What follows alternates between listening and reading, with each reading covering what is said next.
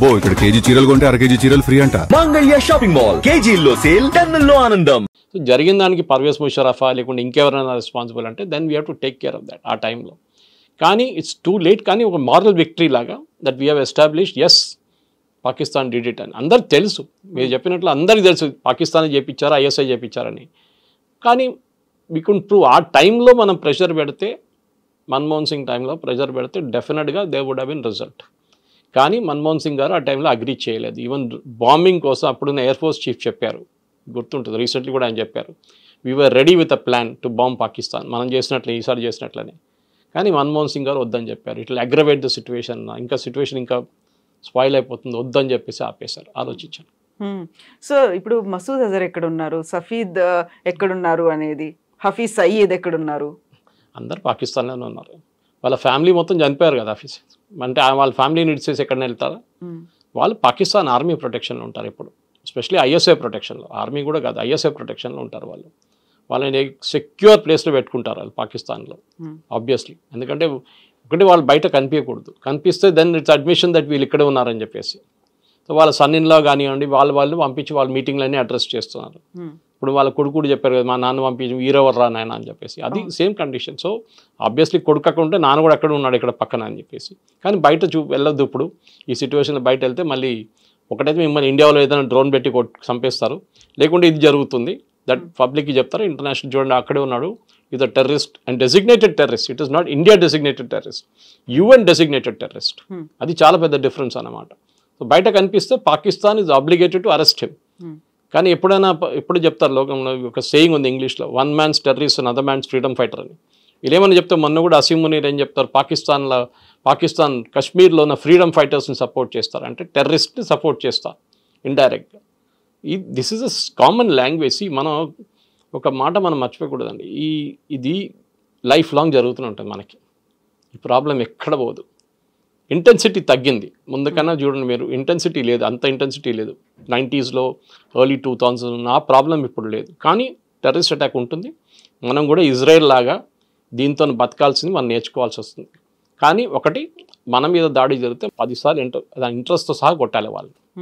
So ఇప్పుడు Israel అంటే latest టెక్నాలజీని డెవలప్ చేసుకుంది, అక్కడ ఐరన్ డోమ్ని డెవలప్ చేసుకుంది, వాళ్ళకి కావాల్సినటువంటి అన్ని లేటెస్ట్ టెక్నాలజీ డిఫెన్స్ సిస్టమ్ అంతా ఉంది. అలాంటి టెక్నాలజీ, అలాంటి డిఫెన్స్ సిస్టమ్ మన దగ్గర ఇండిజినియస్ టెక్నాలజీ అండ్ బయట నుంచి కూడా పెట్టుకోవాలి అంటే we have to give more budget కదా. చాలా ఎక్కువ 50,000 crores ఇచ్చారండి. దిస్ మిడ్ బడ్జెట్లో 50,000 crores అట్ ఈస్ జూలైలో ఇచ్చారు. మనకున్న అడ్వాన్స్ డిఫెన్స్ సిస్టమ్ పనిచేస్తుంది, చాలా బాగా పనిచేస్తుంది, మనం చూసాం. కానీ we should not rest on hour laurels అంటారు ఇంగ్లీష్లో. ఏదో మనం ఈసారి గెలిచేసాం అయిపోయిందని కాదు. చైనా వాళ్ళు కాన్స్టెంట్గా, తుర్కీ వాళ్ళు కాన్స్టెంట్గా వాళ్ళు ఏదో పాకిస్తాన్కి వెపన్స్ ఇస్తుంటారు. మొన్న కూడా ఆర్మీ వాళ్ళు ఒక బ్రీఫింగ్లో చెప్పారు చాలా క్లియర్గా దట్ చైనా ఇచ్చిన రియల్ టైమ్ ఇంటెలిజెన్స్, ఎందుకంటే పాకిస్తాన్ దగ్గర శాటిలైట్ లేదు, చైనా ఇచ్చిన ఇంటెలిజెన్స్తో పాకిస్తాన్ పనిచేశారు ఈ యుద్ధంలో, ఆపరేషన్ సింధూర్లో. అంటే చైనా వాళ్ళు కూడా పాకిస్తాన్లో కూర్చొని చేపించారని అని చాలా క్లియర్ అడ్మిషన్. టుర్కీ వాళ్ళిద్దరు చనిపోయారని చెప్తున్నాను మన బాంబింగ్లో. వాళ్ళు డ్రోన్స్ అని సెటప్ చేసి పాకిస్తాన్కి ఇచ్చారంట. ఎందుకంటే ఈ యుద్ధం జరిగే 5-6 రోజుల తర్వాత, పహల్గామ్ అటాక్ జరిగిన తర్వాత 5 పెద్ద టర్కిష్ ఆర్మీ ప్లేన్స్ వచ్చి దిగింది ఇస్లామాబాద్లో. ఆబ్వియస్లీ డ్రోన్ తీసుకొచ్చి ఉంటారు వాళ్ళు. ప్రొడక్షన్ ఫెసిలిటీ కూడా పెట్టేస్తారు పాకిస్తాన్ కావాలంటే. సో మనం ఇప్పుడు 2 front వార్ అంటాం మనం. ఇప్పుడు ఒకవైపు చైనా, ఒకవైపు పాకిస్తాన్ కాదు, ఇప్పుడు మనకు 3 front, 4 front, 5 front వార్ వస్తుంది. ఇండైరెక్ట్గా తుర్కీ, ఇండైరెక్ట్గా చైనా, వీళ్ళందరూ మన మీద దాడి చేస్తున్నారు. సో మనం కూడా రెడీ ఉండాలి. దానికోసం మనం ఏం చేయాలి, వాళ్ళ ఎనిమి ఎవరు ఉన్నారో వాళ్ళని హెల్ప్ చేయాలి. సో మన ఈ కేసులో అర్మీనియాని హెల్ప్ చేస్తున్నాం. అజర్బైజాన్తో వాళ్ళకి గొడవ ఉంది. నకోర్నా ఖరాబాగ్ ఏరియాలో ఒక పెద్ద మన లాగానే పాకిస్తాన్ ఆర్మీ ఇండియా కొట్టుకుంటున్నట్టు కశ్మీర్ ఏరియాలో వాళ్ళ దగ్గర ఒక నకోర్నా ఖరాబాగ్ అనే ఏరియా ఉంది. Armenia is a Christian country and Azerbaijan is Islamic country. So మనం అర్మీనియాని హెల్ప్ చేస్తున్నాం, ఇప్పుడు కాదు ముందు నుంచి చేస్తున్నాం. బహుశా మనకు ఒక ఎయిర్ ఫోర్స్ బేస్ కూడా ఉంది అక్కడ, ఎవరు చెప్పట్లేదు, మాట్లాడలేదు దాని గురించి. లాంగ్ బ్యాక్ న్యూస్ ఉండే ఒక టైంలో that we have an air force base in Armenia అని చెప్పి. అది కాకుండా ఇప్పుడు మోదీ గారు మన గ్రీస్కి వెళ్ళారు. We offered our entire defence cooperation. అంటే గ్రీస్కి తుర్కీకి పడదు.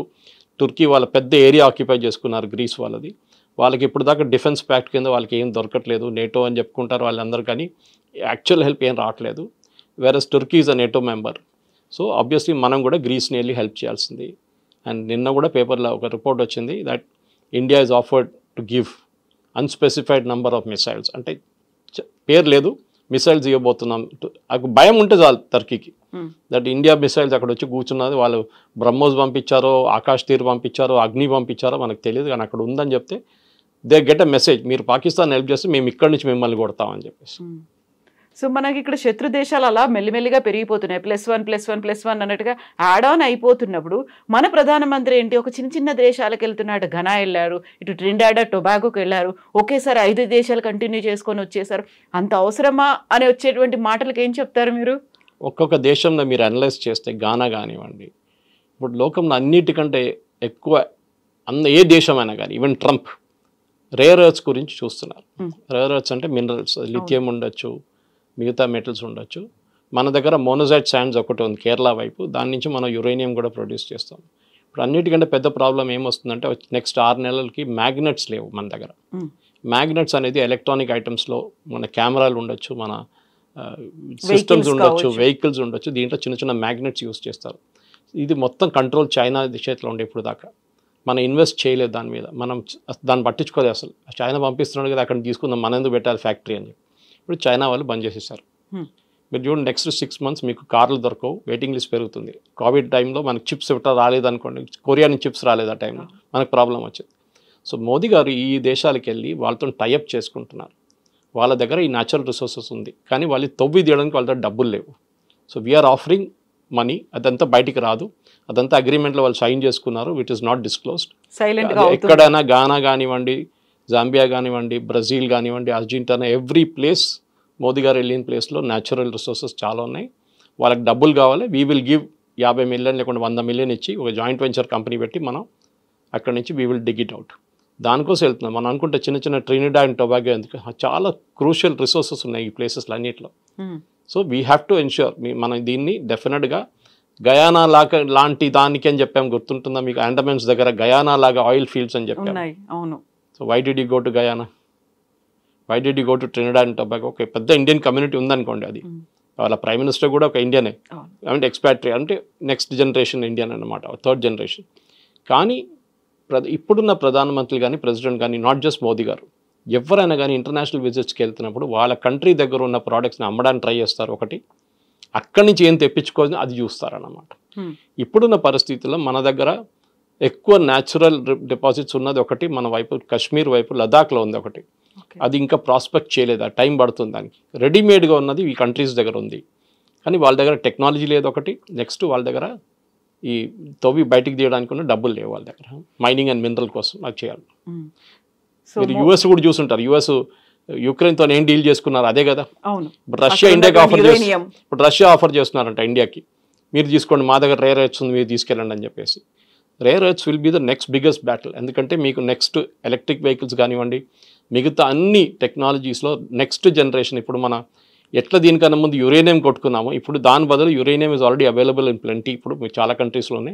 నెక్స్ట్ రేర్ ఎర్త్స్ కావాలంటే నేను చెప్పిన ఈ మ్యాగ్నెట్స్ కానీ మిగతా అన్ని ఐటమ్స్కి we will have to start ఇండియాలో. ఇప్పుడు ఆల్రెడీ నిన్న అనౌన్స్ చేశారు ఒక స్కీము PLI కింద, that India will start making magnets ఇక్కడే అని చెప్పేసి. అది కాకుండా కోలార్ గోల్డ్ ఫీల్డ్స్లో కూడా మోదీ గారు నిన్న క్యాబినెట్ పర్మిషన్ ఇచ్చారంట, దట్ అక్కడ కూడా తవ్వి న్యాచురల్ మినరల్స్ ఉంది తీయమని చెప్పారంట. అక్కడ ఇన్ని జరుగుతున్నాయి సార్, అటు విదేశాలకు వెళ్తున్నారు, అక్కడ వాళ్ళతో ఒప్పందాలు అవుతున్నాయి, ఇక్కడ స్వదేశంలో జరుగుతోంది.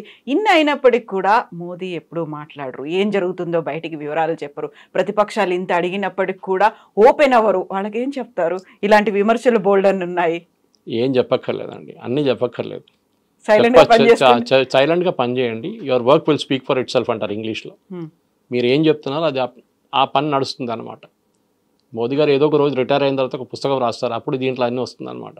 ఒకటి మనం గుర్తుపెట్టుకోవాలి, మోదీ గారు ప్రధానమంత్రిగా స్వేరింగ్ ఇన్ చేసినప్పుడు, అదే ముఖ్యమంత్రి చేసినా కానీ మంత్రి చేసినా కానీ ఒక వర్డ్ యూజ్ చేస్తారు, that I will not convey this information to any person or persons under మీ. ఇది నేను చేస్తున్నది అన్నీ నేను బయట చెప్పక్కర్లేదు. ఒక ప్రెస్ కాన్ఫరెన్స్ ఉంటుంది, గానాలో ప్రెస్ కాన్ఫరెన్స్ ఉండే, మిగతా ప్లేస్లో ప్రెస్ కాన్ఫరెన్స్ ఉండే, అన్నీ ఉండే కదా. ప్రెస్ కాన్ఫరెన్స్కి ఏం ప్రాబ్లం లేకుండా అక్కడ మోదీ గారు ఎప్పుడు ప్రెస్ కాన్ఫరెన్స్ అడ్రస్ చేయాలంటే భారతదేశంలో చేయరు, కానీ బయట వెళ్ళి చేస్తారు. ఆ రోజు కూడా అడ్రస్ గానాలో అడ్రస్ చేశారు, ట్రినిడాడ్ అండ్ టొబాగోలో ఇండియన్ కమ్యూనిటీని అడ్రస్ చేశారు. వాళ్ళకి అన్ని ప్లేసెస్ చేస్తున్నారు.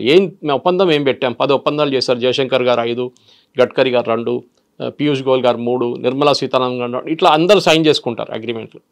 సో అగ్రిమెంట్స్ ఆర్ సైన్, కానీ కొన్ని అగ్రిమెంట్స్ పేపర్లో బయట కనిపించదు. ఎందుకంటే ట్రంప్ పక్కన కూర్చున్నారు, చూస్తున్నారు మీరు ఏం తీసుకుంటున్నారు, ఎక్కడ గురించి ఏం గుంజుకుంటున్నారు.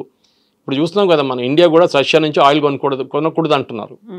మనం ఎప్పుడు 40% మన ఆయిల్ రష్యా దగ్గర నుంచి వస్తుంది. మనకి ముందు మనం వెస్ట్ ఏషియా నుంచి తీసుకుంటుండే, సౌదీ అరేబియా కానీ ఇరాన్ కానీ అక్కడి నుంచి మనం ఆయిల్ తీసుకుంటే, ఇరాక్ నుంచి, కువైత్ నుంచి. ఇప్పుడు అది కాకుండా we are now buying oil from Russia 40%. ఎందుకంటే మనకి $60 పర్ బ్యారెల్కి ఇస్తున్నారు, ఒకసారి 50కి ఇస్తున్నారు పర్ బ్యారెల్ రష్యా. ఇంకా రష్యా మీద అంత కంప్లీట్ బ్యాన్ పెట్టేశారు యూఎస్. కానీ మనం కొంటున్నాం. ట్రంప్ ఏమో నేను మొత్తం బ్లాక్ లిస్ట్ చేస్తే చేసుకోని చెప్పారు మోదీ గారు. ఏం కావాలో చేసుకొని చెప్పారు, కానీ చేయరు, భయం ఉంది. ఇప్పుడు కూడా ఇష్యూ చేసిన లిస్టు మీరు చూసుంటారు, నిన్న ఒక పెద్ద లిస్టు ఇష్యూ చేశారు ట్రంప్. 17 దేశాలు 16 దేశాలు ఉన్నాయి దాంట్లో. దట్ మీన్ టారిఫ్ 40 నుంచి 30 థాయిలాండ్ ఉంది దాంట్లో, జపాన్ ఉంది దాంట్లో, కొరియా ఉంది దాంట్లో. పెద్ద పెద్ద దేశాలు, at least Japan and Korea are big names అనమాట. కానీ భారతదేశం పేరు లేదే దాంట్లో. ఎవరు అడగట్లేదు ఎందుకు ఆపోజిషన్ వాళ్ళు. రాహుల్ గాంధీ ఏమంటారు, మోదీ గారు ఏదో సీక్రెట్ అగ్రిమెంట్ చేసుకున్నారు యూఎస్తోనని. ఇంటర్నేషనల్ టారిఫ్, ఇంటర్నేషనల్ ట్రేడ్లో మనం బయట ఎక్కువ మాట్లాడకూడదు. మనం ఏం చేయాలంటే చుప్చాప్ చేయించుకొని మన అడ్వాంటేజ్ తీసుకొచ్చి మనం రిటర్న్ వచ్చేసేయాలి అంతే. మనది ఒకటే స్టిక్కింగ్ పాయింట్ ఏంటంటే మన బియ్యం అక్కడ అమ్మడానికి మన ఎస్పెషలీ మన అగ్రికల్చర్ ప్రొడ్యూస్ పెద్ద ప్రాబ్లం ఉంది. యూఎస్ సబ్సిడీ ఇస్తారు వాళ్ళ ఫార్మర్స్కి, మనం సబ్సిడీ ఇస్తాం మన ఫార్మర్స్కి. ఇది 2 మ్యాచ్ కావట్లేదని చెప్పి యూఎస్ గొడవ చేస్తున్నారు. So we will have to find a way out. మనం యూఎస్ నుంచి బియ్యం కొనక్కర్లేదు, వాళ్ళు ఇచ్చిన బియ్యం కూడా ఎవరు కొన్నారు ఇక్కడ. వాళ్ళు ఇంకేమైనా ప్రోడక్ట్స్ పంపిస్తే ఇక్కడ కొంటారు మార్కెట్లో. రేట్ ఎక్కువ ఉంటే ఎవరు కొనరు, మనకు అందరూ తెలిసిన స్టోరీ అది అన్నమాట. సో వీ విల్ వెయిట్, చూద్దాం ఏమైతుంది. పీయూష్ గోయల్ గారు వెళ్ళారు, నెగోషియేట్ చేశారు. లాస్ట్లో వాళ్ళకి విసుకొచ్చేసింది అమెరికన్స్కి. పీయూష్ గోయల్ వద్దు మాకు అని చెప్పారంట. ఈయన చాలా టఫ్ నెగోషియేటర్, ఆయన chartered accountant first of all. ఈయన వద్దు మేము ఇంకెవరైనా పంపి అంటే మోదీ గారు చెప్పారంటే ఇంకెవరు లేరు, ఆయన వస్తారని చెప్పారు. ఆయన వస్తారు, ఆయనే నెగోషియేట్ చేస్తారు మీతో. ఆయన అక్కడ కూర్చొని నెగోషియేట్ చేస్తున్నారు ఇప్పుడు. సో